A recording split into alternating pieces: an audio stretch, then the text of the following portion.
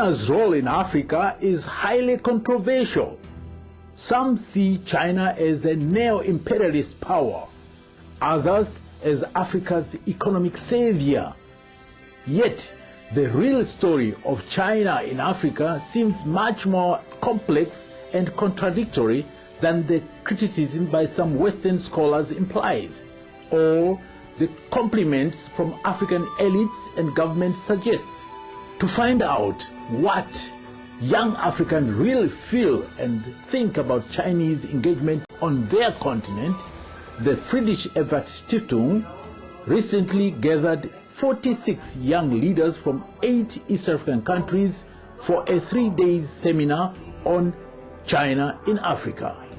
We need to have a bigger picture and see that we need also to manage our countries and what. So we asked, what do young East Africans think and feel about the 1 million Chinese citizens on their continent, and where do they encounter them? When I hear about China in my country, I think about substandard goods. When we hear about China in our country, we know efficiency when it comes to infrastructure development. You encounter with Chinese every day in your life, in simple details of your life. If I turn my t-shirt, there is a mark made in China or made in PRC. When you walk, it's a Chinese built, you know. Even in your house, the window frames, the doors, most of these stuffs are imported from China. First comes as opportunists, counterfeits, fake products, and another thing, people are very corrupt and selfish in mind. China is playing a major role in our country. When you say China is my country, it looks like good development in my country. I hear them as business people who know nothing about my culture and about me, but they are ready to do business with me, regardless of the frontiers. Any business, I mean any business. Yes, including even cleaning my shoes. China has been supported Sudan, that they provide loans and they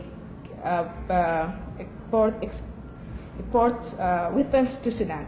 Even the projects that have been done and the infrastructures have been done in Sudan, she mainly do them for the government and not as much as for the sake of the people of Sudan.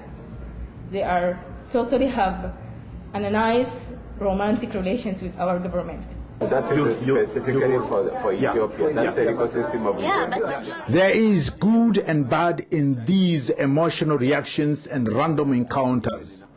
But with China-African trade having doubled over the last 7 years and the promise of another $60 billion on Chinese aid, African governments have to find a better way to balance this still uneven relationship.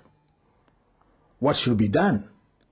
It's just important that these young African leaders from 8 countries have been brought together. They have shared, compared notes, and have had recommendations. These recommendations are the ones that we hope they are going to be able to implement. To implement them, however, they will need to do further research on many of these issues, because one of the things I realized from the conference is that we touched in passing transiently on many of the issues. I think the enthusiasm and the criticism about China, it comes from lack of awareness, lack of understanding about this civilization that has a 3,000-year history. And with deeper understanding of what China is, where it comes from, its cultural norms, it might help dispel, the stereotypes and misperceptions that we have about China. The missing link is that we as Africa, as a continent, or African countries individually, they don't have a strategy to deal with China. We need to craft a strategy for engaging with the Chinese. When Africans do business with the Chinese, it should be good for both sides.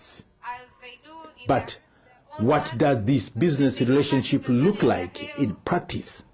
Chinese are good partners, and I like them.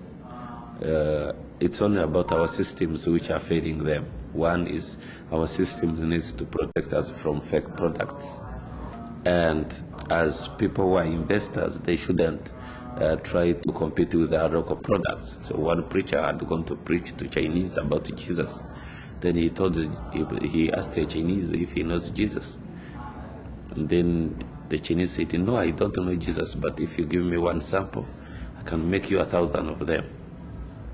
So that gives you the whole impression how they think about the production. In the ministries, you can find 8 to 9 of them just roaming, just to talk to the minister or someone of importance. I'm a businessman, so I can.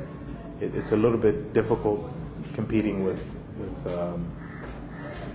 8 Chinese guys from one company or from different companies going after the same thing.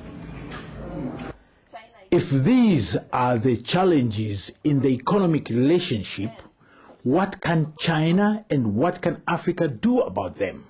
Chinese are good people, but the problem is just with the government.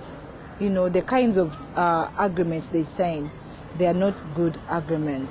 We do want development, but not at the expense of our human rights, not at the expense of our dignity.